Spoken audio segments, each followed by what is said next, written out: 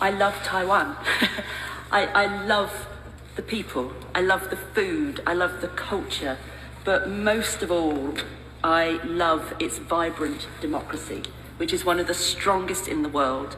And in this speech, I will share how its democracy very actively tries to help others around the world and is something that we all need to stand with. It will therefore come as no surprise to members that I would like to draw your attention to the fact that I co-chair the APPG on Taiwan, and I'd also like to draw members' attention to my financial declarations in relation to that.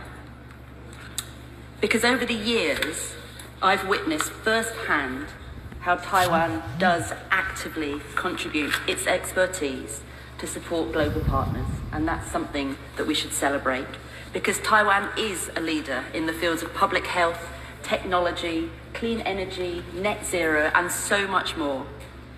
But despite all that Taiwan has to offer, it finds itself barred from international organizations. Since 1971, China has repeatedly used the UN General Assembly Resolution 2758 to justify its efforts to exclude Taiwan from the UN system, and it has done that hugely effectively. With a population of 23.5 million, Taiwan is the most populous, self-governing state not represented at the UN. This exclusion undermines critical global cooperation efforts around particularly public health, climate change, and the realization of the Sustainable Development Goals. Take, for example, SDG 3, promoting good health and well-being.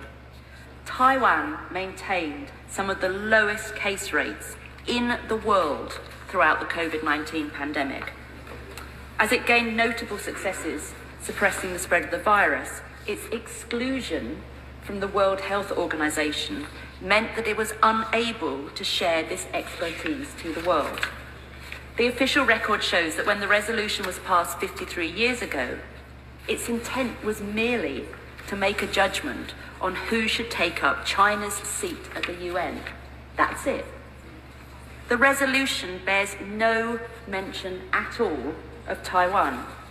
It does not state that Taiwan is part of the PRC, nor does it ascribe any right for China to represent Taiwan in the UN system.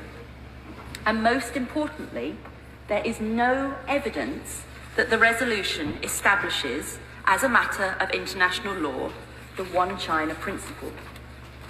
For all of these reasons, the resolution cannot be used as a reasonable justification to preclude Taiwan from international organizations. And as parliamentarians, we must do all that we can to contest the narrative that China's territorial claim over Taiwan is a settled issue. It is not. It is not an issue at all. China has no sovereign right over Taiwan. Resolution 2758 is one of the many grey zones used by China to encroach on Taiwan's sovereignty, and we mustn't collude with that.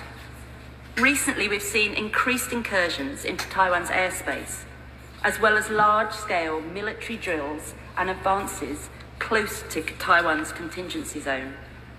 The Chinese Coast Guard operations have been challenging Taiwan's right to control the waters around its very own territory.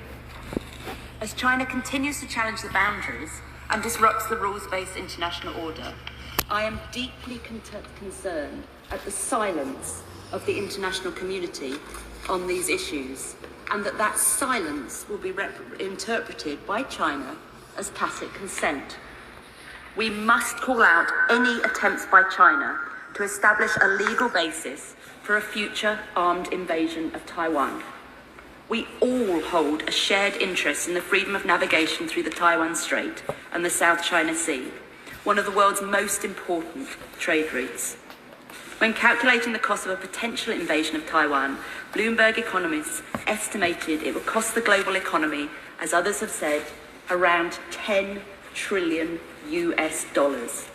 That's coming out of our pockets. This is equal to around 10% of global GDP, which would dwarf the costs of the war in Ukraine. Safeguarding the Taiwan Strait and protecting the rules-based order is within our national as well as our international interest.